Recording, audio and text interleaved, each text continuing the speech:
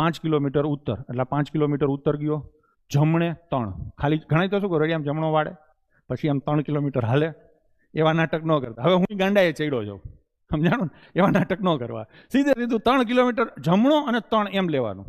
પાછા ઘણા આમ મળાઈ જાય, પાછો જમણે વળે છે. હવે તું 3 કિલોમીટર કેમ ન હાલીશ, સમજાણું ને? તો સીધું જમણે વળે છે ને 5 ચાલે છે, હિસાબ પૂરો થઈ ગયો. અહીંથી અહીંયા આ પકડવાનું, બરાબર છે? તો શરૂઆતનું બિંદુથી આ ક્યાં છે?